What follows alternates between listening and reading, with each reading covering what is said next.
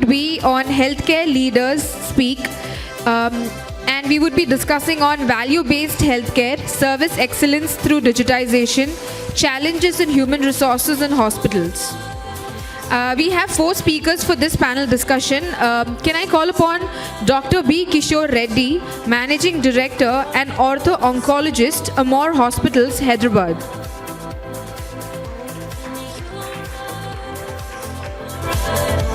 Further, I would like to call upon Shri Saurabh Gupta, Regional Chief Operating Officer, KIMS Sunshine Hospitals, Telangana. I would like to call upon Ms. Uma, PhD Director, Communications, Relations and Partnerships, Access Health International, New Delhi, India. And the 4th and the final panelist for this discussion, please help me call upon Shri Prabin Bardhan, CEO and Vice Chairman, CureTech Solutions and Care for You Healthcare Solutions, Telangana and Odisha. And the moderator for this session would be Shri Prabin Bardhan, CEO and Vice Chairman, who will be moderating the session for us. Good afternoon, everybody. It's a pleasure to be here. We have very diversified panelists today. We have Mr. Saurabh Gupta. He is the Regional CEO of KIMS Sunshine Hospital. Then we have Dr. Kishore Reddy. He is the Director in Amol Hospital. And then we have Ms. Uma. She is the Director of Access Health. The topic that we are going to discuss is value-based services, and then service excellence through digitization, and then the challenges that we face today in terms of human resources. I think there is nothing that exists in isolation, because when we talk about value-based services, I think it's through service excellence and then through the human resources that actually come forward and ensure that there is a value addition to every customer, meeting the expectation, right? But before we get directly jumped into the topic, I would like to really understand each of the 3 panelists, what they typically do for the differentiation that they create in each of their position and the hospital they belong to. Starting with Mr. Saurabh Gupta. So good afternoon, everyone. I am Saurabh Gupta. I am the Regional Chief Operating Officer at KIMS Sunshine. Been into industry for almost 20 years, half of which has been with management consulting firms like PwC and McKinsey, and half of that has been commissioning and operating hospital. I was with Medanta, Fortis, and now I'm with KIMS, looking over the Sunshine cluster. Thank you. Yeah, how about Dr. Kishore? Hi, good afternoon everyone, and it's a pleasure to be here, and I would like to thank IndiGlobal team for putting up such a great show and inviting all of you and the great dignitaries here. It's a pleasure to be here. I am Dr. Kishore B. Reddy. I am an orthopedic oncologist and orthopedic surgeon. So my journey started almost 15 years back in Hyderabad, coming back from Singapore, starting as a consultant, growing as a head of department, and then growing as a medical director, and then entrepreneur now. So it's been a long journey, and that's where I am. So what I can give my 2 cents here in this discussion is at a micro level, at a grassroots level, what happens, because we are totally connected into the grassroots level. Even though the discussion is on a bird's eye view, but that is where we come. Thank you. Yeah, how about you, Ms. Uma? I'm Dr. Uma Isola. I have worked in the healthcare arena across the changes of healthcare, which is for 36 years now. From single specialty, multi-specialty diagnostics, I moved finally into public health about 7-8 years ago.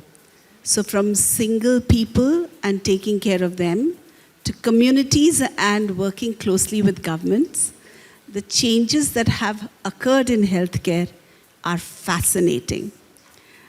It is a privilege that I'm invited by the IndiGlobal group to share my perspectives and some of my stories, to be a part of this conversation this afternoon. Grateful to the audience that was actually stepped back and still sat in the room to listen to us. Thank you.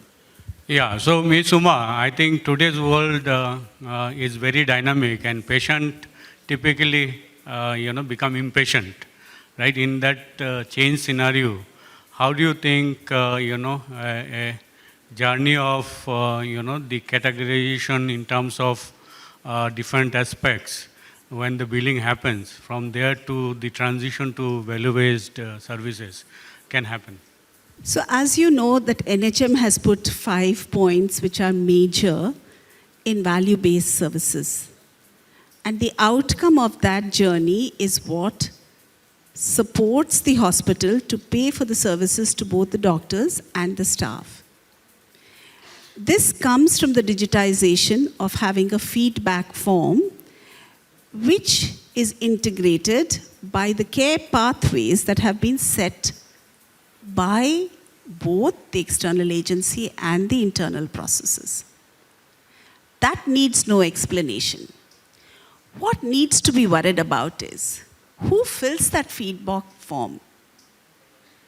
Is it the patient? Is it the attendant? Is it the nurse? Is it a junior doctor? Is that going to determine what the doctor is going to get paid, or how it's going to be, dissected across, and how the hospital is going to view the outcomes? It's hard to predict these kind of things. But if you look at it, the smaller hospitals and boutique hospitals may have an easier chance of making sure that they can actually implement this. The largest hospitals, the big hospital chains, can do so because they can have additional support to make these things happen. What happens to those people that are actually paying out of pocket?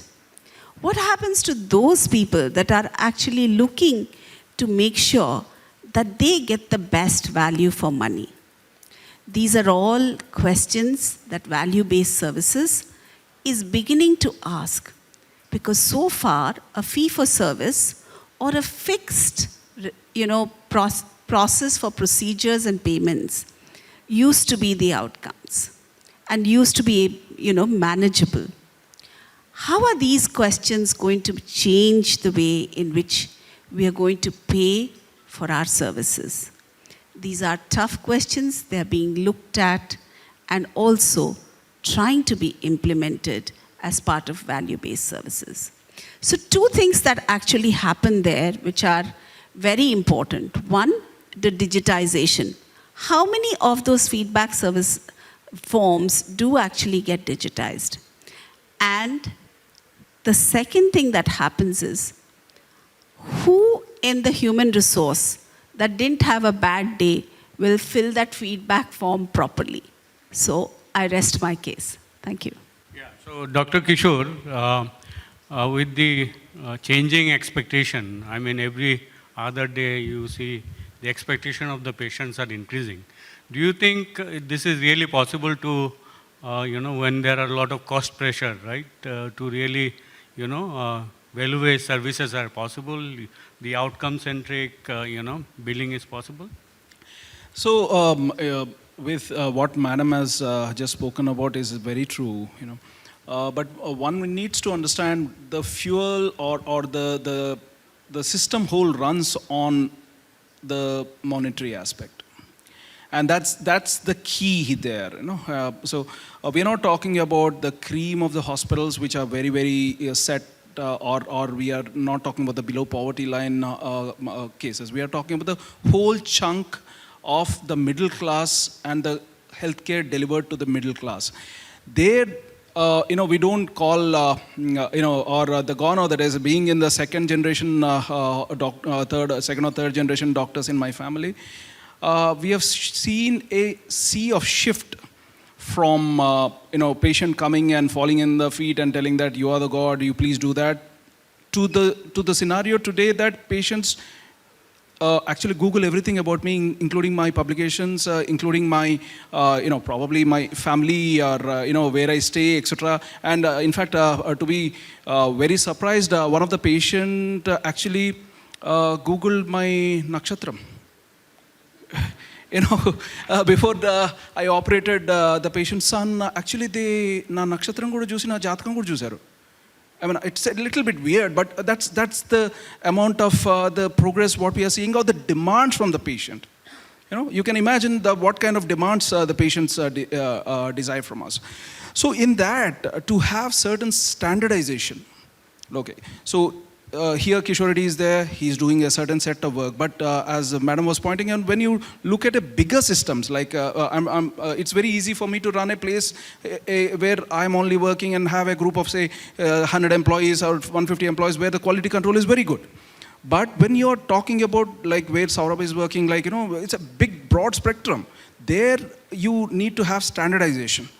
Once this standardization comes, that is where the value additions or value creation or the expectations of the patient to be reached by a broad spectrum of healthcare professionals come in place, for which the feedback what is to be taken from the patients, whether it is data from the patient, whether it is healthcare record, or whether it is a complaint, everything should be very, very unbiased and neutral.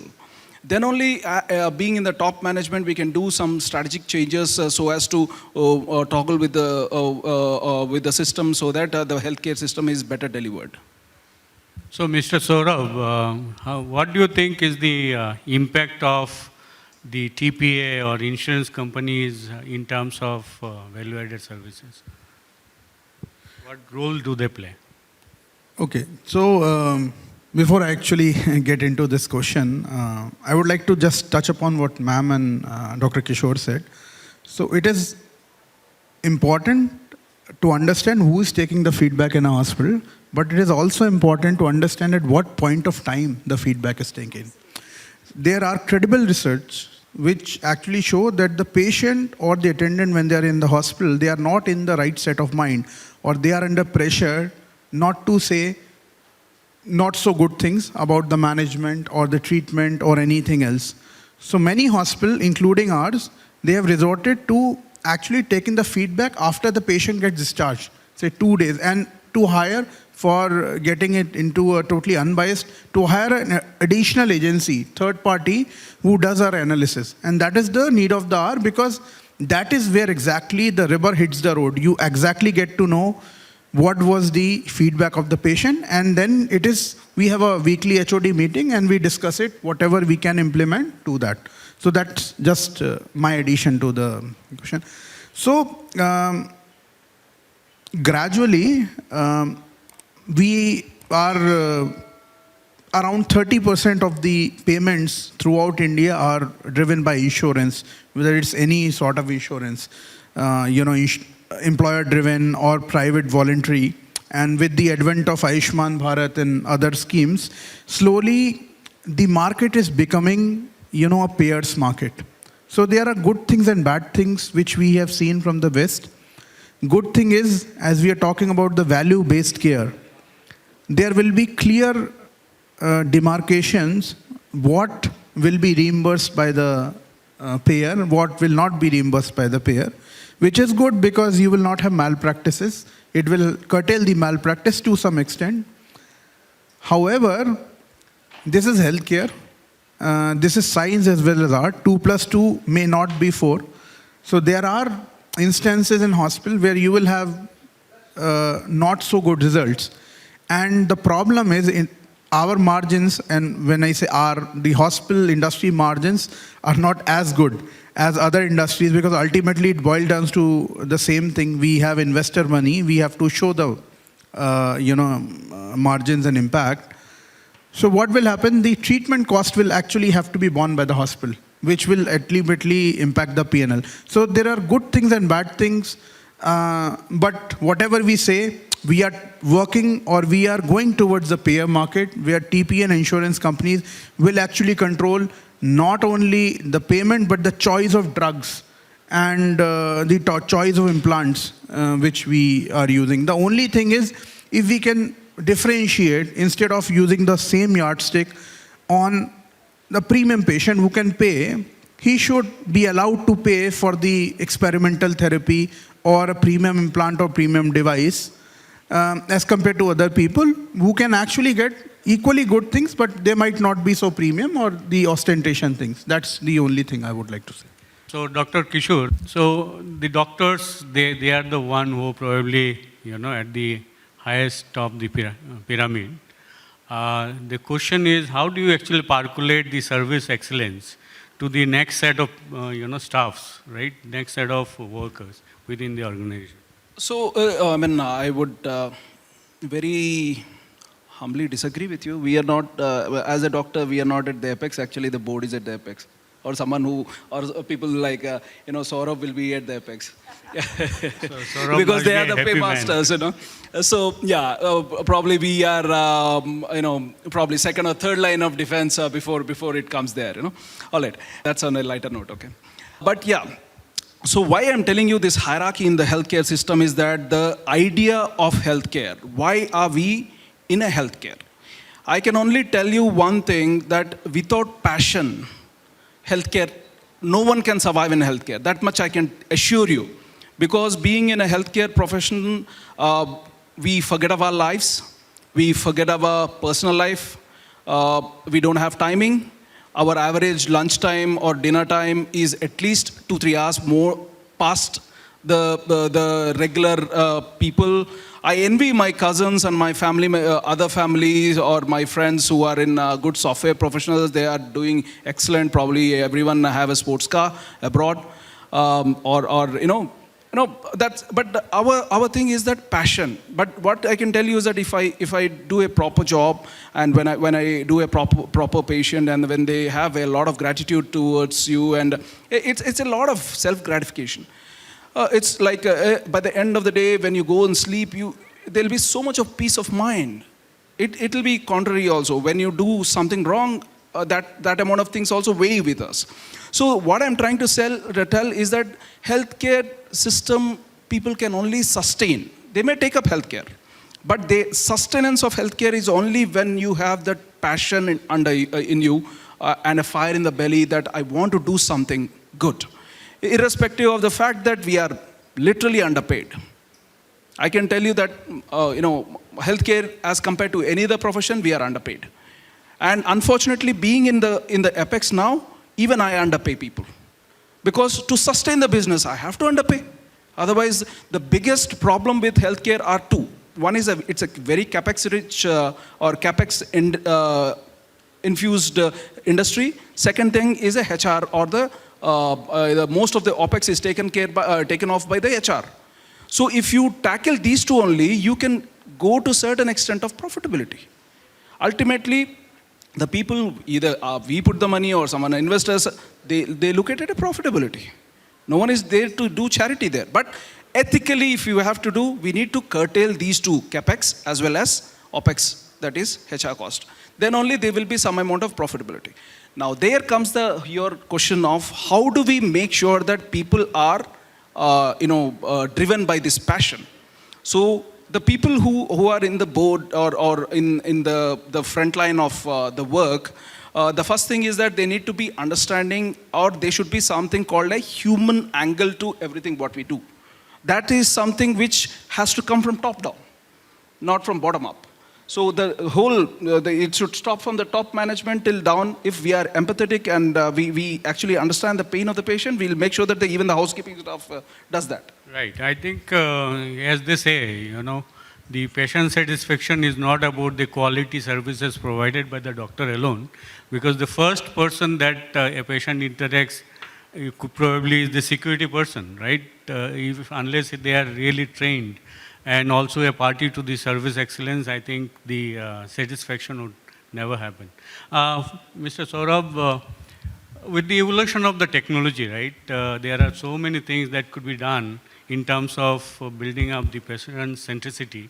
For example, your QMS, right? The waiting time typically is 2 hours for a patient in a busy hospital, right? Then there could be an electronic medical record that, everybody wants to access the data, but unfortunately what has been observed is nobody wants to actually maintain the data.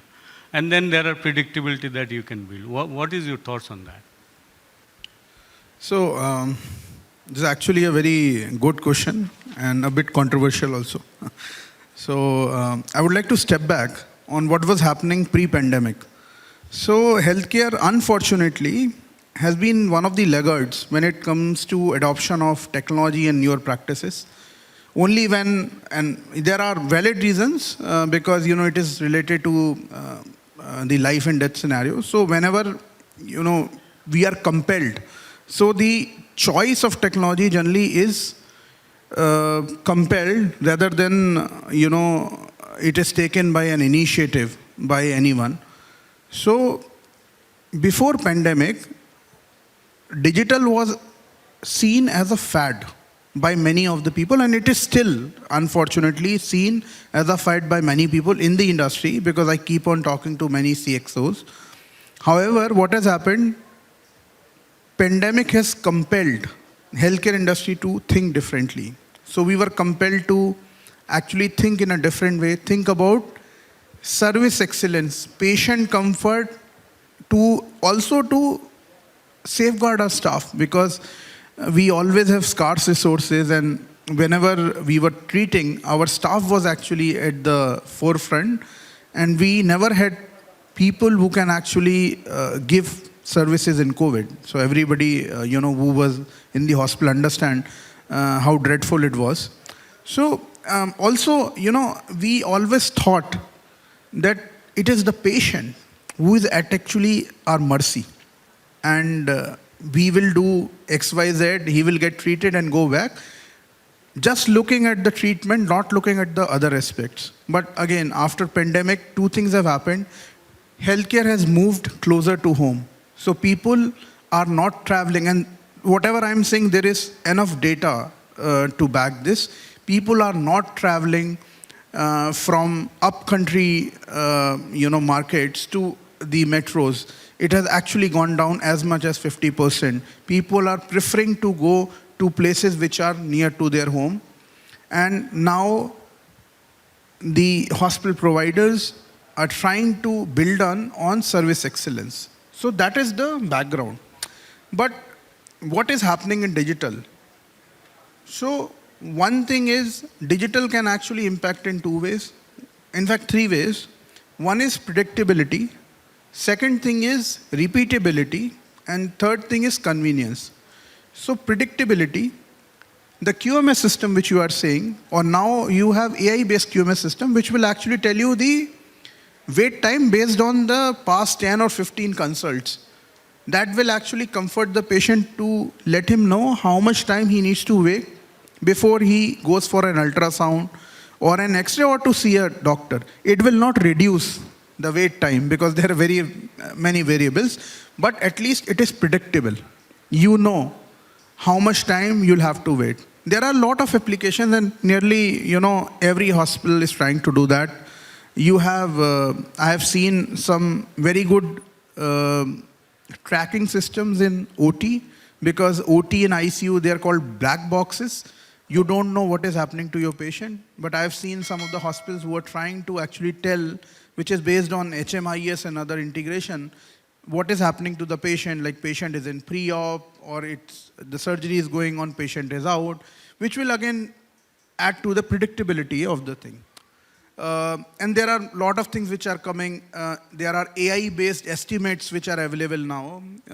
There is a hospital in Singapore which pioneered. Now Indian hospitals have also adopted. So this is just tip of the iceberg. The second thing is repeatability. Now this is very important because here is where your AI-based clinical decision systems come into place, which is more beneficial to the hospital operators, doctors, and it also enhances their productivity. Like we have gone for Cure AI, which is an AI-based algorithm to differentiate between a normal and abnormal X-ray.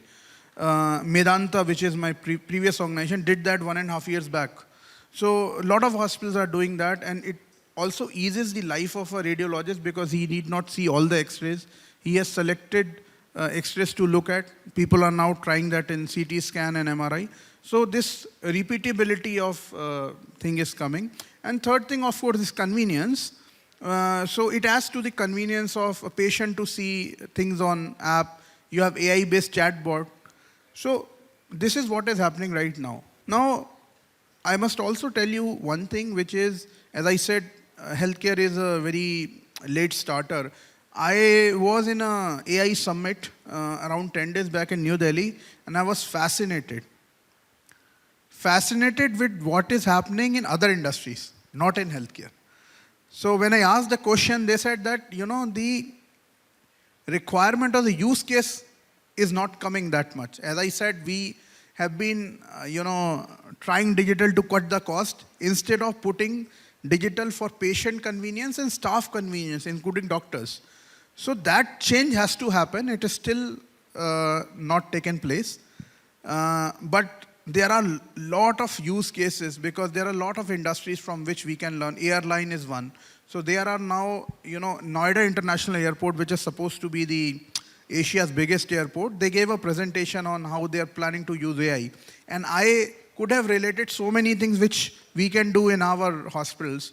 So they are planning to have an app which will actually guide the patient through voice commands on the location of the gate. We can also do that, location of the OPD rooms. There are things like predictability of when he will be seen. Instead of calling names, an SMS or a WhatsApp message or an app message will come. So they are trying for several things. I am sure some of the hospitals will try and others will be compelled to do that. So there are so many use cases, and the future is limitless. We are just seeing tip of the iceberg. AI will transform the way healthcare is being delivered in the country, and of course it has already started happening. You are seeing unbundling of healthcare services. I was listening to one of the speakers in the previous session. They are saying, we cannot reach telemedicine. So telemedicine is a very good use case. We cannot reach the masses, and that's why telemedicine was used.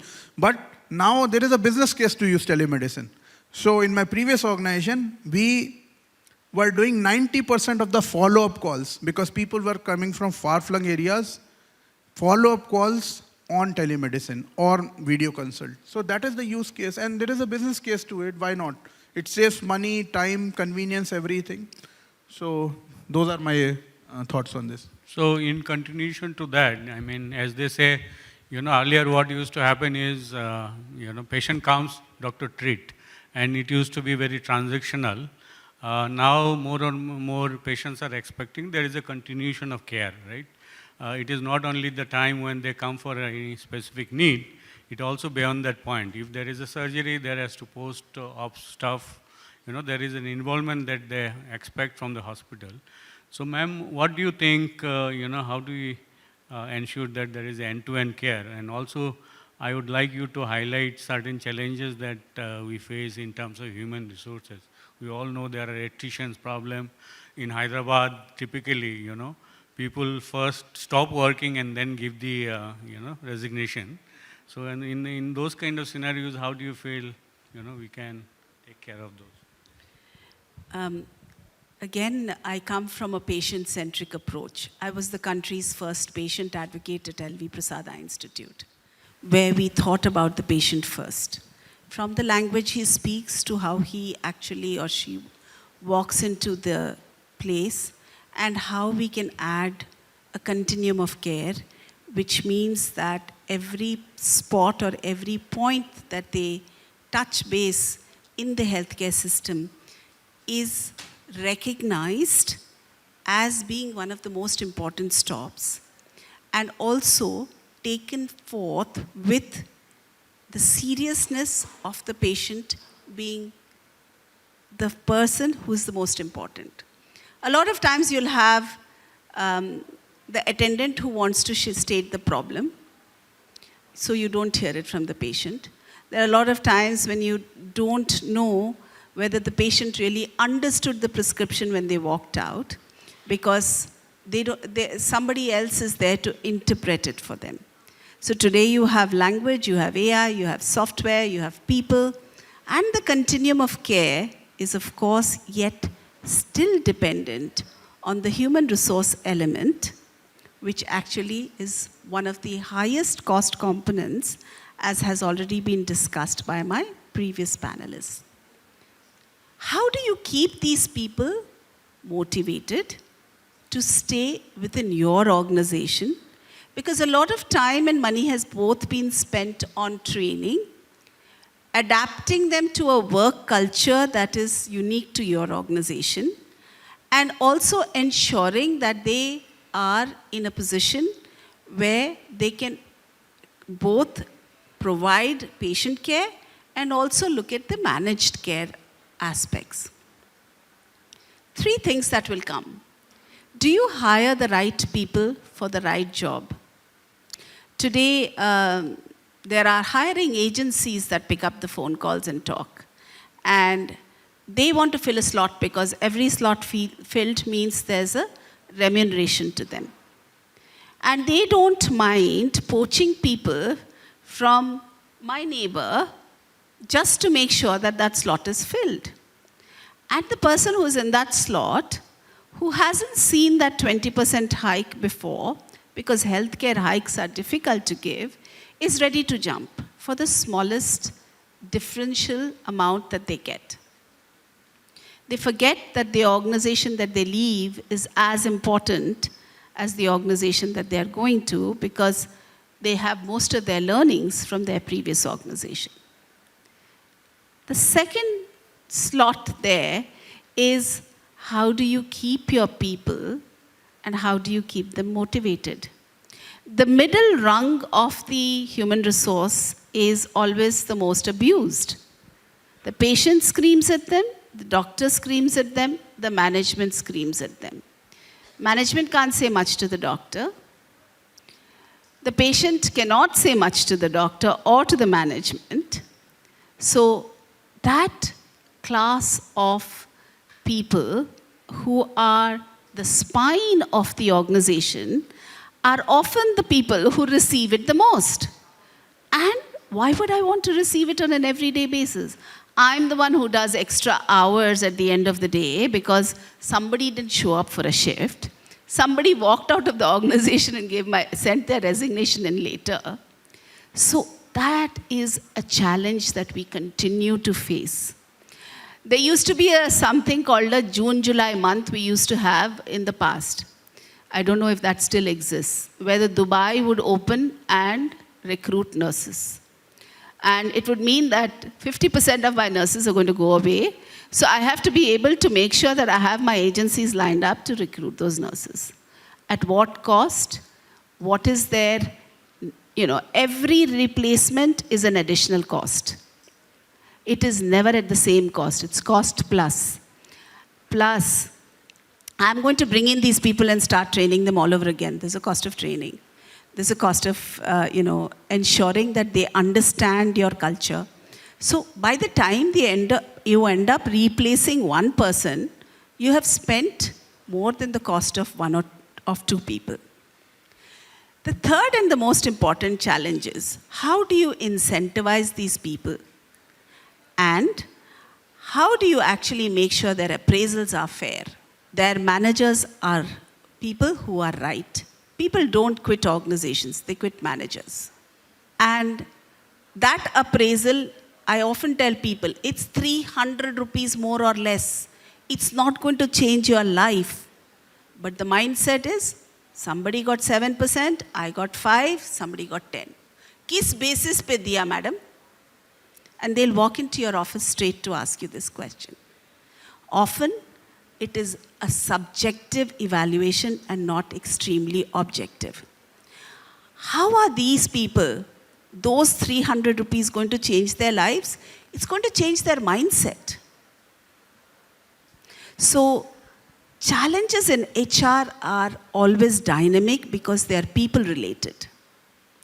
Each individual has a home, a family, an entire ecosystem, and a workplace that they come to. The day somebody leaves, 5 other people will be huddled up at the corner, at the water cooler or the coffee shop and say, "वो चला गया, उसको तो 20% ज़्यादा मिल रहा है." And why am I not getting it? And that person who is going to leave will give you a little bit of a toxicity and say, "यहाँ पे ना," and give you one snide remark. you have to deal with that too. So the challenges of HR are as long as this conference. They are never ending. And I think all of us who are sitting here have such deep experience on the ground with the work that we do.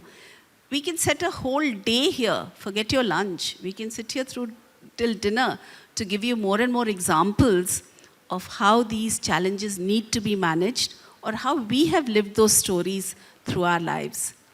But yet, as hospital administrators, as doctors, as healthcare professionals, as IT professionals, as different levels of engagement in the public health system, each of us will stand every day to look for challenges that we are going to face and that we will have to make decisions right on that spot. So please ensure your decision-making skills, whether it is AI-based or it is just information, intuition, love, passion, whatever it is, are there to support the other person who has put in so many years of effort into becoming a healthcare professional. Healthcare profession is not like any other profession because it deals with human lives, life and death every day. And like I said, I could go on forever. Thank you, ma'am. Yeah, I think you are right. I worked in at least 10, 15 countries and all different parts of India. First time in Hyderabad, I saw that there is nothing called notice period. Yeah. So anyway, for the interest of time, if anybody has any questions, we'll take only 2 questions maximum. If any one of you want to ask any question to our panelists, please go ahead. Hello, myself Vignesh Jolleri from Mallareddy Institute of Dental Sciences. Sir, as technology increases in medical field, but there is a disadvantage like unemployment and patient-doctor relationship will be affected, no sir? So how can it be covered or managed, sir, if technology is introduced? It's a really interesting question, I should say. See, before the Industrial Revolution, like in 40s, when the machinery came in, I mean, I'm not talking about even India, I'm talking about in the West. When the machines came, everyone were in panic telling that, okay, we are going to lose our jobs. So, but we have evolved. They are missionaries, but they are also people to run the machinery. So as we advance in technology, there will be a different sphere of works which will be created. And the dynamics or the perception of our business or our work will change. So, so that's about your question, but I just wanted to add a couple of things about the AI, which is very, very pertinent, and it's the thing now, and which we should always look at for contributing a lot in the healthcare system, because it is at an abysmal level, I should call that as. So the AI, I feel that there are 2 challenges. Now, once you capture a data, you save it in a place, and that's in the cloud or whatever. It's called EMR, if you come to hospital industry. And it has to be, again, put it into an electronic health system.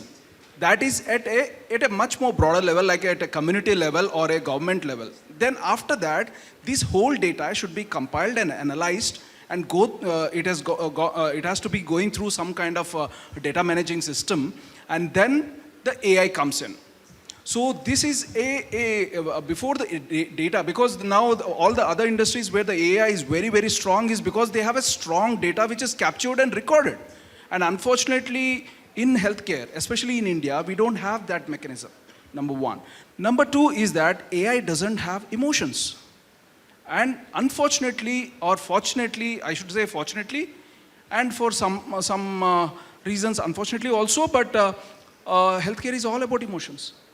Right. If I go to a patient who is in growing in, or in anguish and having a lot of pain, I can tell, how are you today? He's going to slap me on me. That's what is going to happen. Or I tell that out of 0 to 10, how much is your pain? So that human angle should come into the AI. Great. So 3 quick comments. So just building on what Dr. Kishore said. So AI is not here to replace humans. AI will be a big complement. It is a complementary tool which we have to enhance our services. And you can see the scarcity of resources everywhere, especially in India, with respect to the healthcare workers. So AI will actually do some job to complement that. The second thing is we should now see digital, and we means the entire industry, AI and digital as a tool to enhance the patient experience and also to protect our staff and enhance their experience, to reduce their workload, instead of just looking at it as a cost-cutting tool, which has been there for some time, which is actually a wrong approach. And if we take the first approach, it will actually be a good business model, because ultimately it is all about emotions, it is all about the word of mouth still, and it always will be in healthcare. And the third thing is on the data. Now, data collection is important, but the right format is also important. Data is the new oil, and this is my statement everywhere. Data is crude oil. If you refine it properly, then only it is a refined oil. And crude oil, you must be knowing what is happening. India exported much more, in fact, 8 to 10 times of refined petroleum products than it can actually produce crude oil. But the value of the refined products were much higher, because we got crude oil from everywhere. We have better refining capabilities. And that also goes with data. The one example is the capturing of data is it's actually very bad in hospitals. Some of the things like PIN code. The PIN code itself is such a beautiful indicator. You can do so many analytics on the PIN code and the place where patient is coming from. But I've seen 80% of hospitals, that is not a mandatory field. So you skip PIN code, you put any data, and when you try to filter the data, do analytics, it is all garbage in, garbage out. So it is very important to understand what are the 3-4 non-negotiable parameters of format which I need to maintain in a hospital. Ms. Uma, I'm going to say my closing remarks. Simple, direct question. How do we increase the profitability with so many challenges nowadays in the medical field, healthcare industry? Yeah, ma'am, probably I'm not the right person to ask. He is the right person to ask it, because, and I, from my limited experience, I'll tell that don't start a hospital. No, you told all of very, very facts. Because unless we have passion, you cannot come here. I think CUs and CU are the ones who will Okay, he can better take the person question. to So answer. there is no cookie cutter approach, ma'am. That's first. It is all situation based. But again, it flows from the passion and your high. So there will always be a niche in your doctors, in your technology, in your infrastructure location. The requirement is to actually identify the niche and sell it to the market. At the end of the day, now it is all customer driven. You call it patient, some people call it, there is always a debate, but ultimately patients are very much empowered. So if you identify the niche and sell that, because now it has changed from previously we were talking about SWOT analysis. It is more important to work on your strengths rather than your weaknesses, because one incremental strength, one incremental step on your strength will actually multiply the benefits, instead of working on your weaknesses, because weaknesses will take a lot of time. But you need to identify the strengths and work on that. That is the generic gyan I can give, but there are like a lot of things when it comes to profitability. I have a very simple answer to this, and I have run businesses as much as I'm doing public health. A rupee saved is a rupee earned.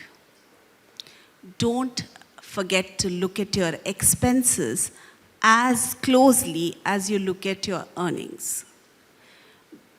Plug all those loopholes where you actually don't need to spend. Review every line item which has a certain impact on your profitability. This itself should bring up your profitability by a few percent. Very simple. Thank you, Saurav. Dr. Kishore and Ms. Uma. I think it has been a wonderful session. My closing comments, because most of you are students, right? I just want to say two things to the students. One, I think most importantly, we have been talking about employment. So I think it's extremely important that we actually work on the employability. So build your skill. It's a continuous journey. Focus on how you can continuously develop your skill. The second thing that I wanted to leave behind is, be a good employee. See, all these people have been talking about how attritions and the aspirations of people, just 5,000 extra salary people are moving around. See, what is extremely important is when you talk about career, I think it's also extremely important that you learn, deliver and sustain. Yeah, make sure that you are a good employee. Hello, sir. I want to ask that how is AI used in real life? How is AI used in real life? Anybody wants? In the healthcare you are asking or in general? Yeah, because How it you is watch, used? I just if want you to have a know. digital watch, right? That's a AI implementation, right?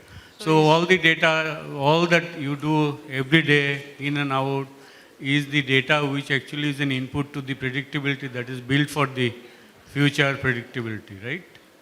Yeah. So even for example, QMS system, right? The waiting time reduction. You can always implement AI. See, there are so many things. I actually come from, the technical background. So I can probably speak a lot on the AI part. See, what happens is doctor has a habit, right? So they come, treat, and during a particular duration of time, they actually treat as many patients. So if you can capture those history, you can design a solution which can actually give more predictability to the patient in terms of what would be their waiting time, How approximately. India is beneficial, sir. India as a whole, obviously, I mean, individuals, I can tell you, and India as a whole is a collection of the people, right? So if you and me are getting benefits, that means it is translating to India is getting benefits. What right? sort of And there are so many large systems that is built on AI, right, which has been used by India. Even for, as a matter of fact, anything that is happening on the satellite launch or for that matter, protection of the country and all that. There are a lot of AI. We'll talk more. Thank you very much.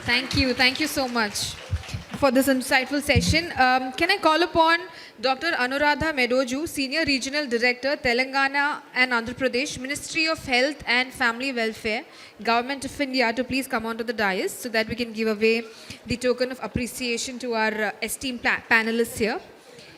Can I call forward Ms. Uma, PhD Director, Communications, Relations and Partnership, Axis Health International, New Delhi, India.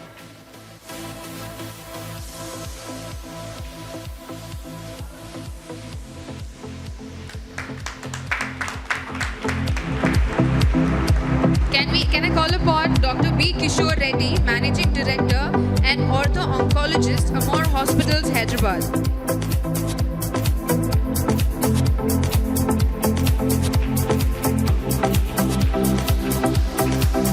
Can I call upon Shri Saurabh Gupta, Regional Chief Operating Officer, KIMS Sunshine Hospital, Telangana.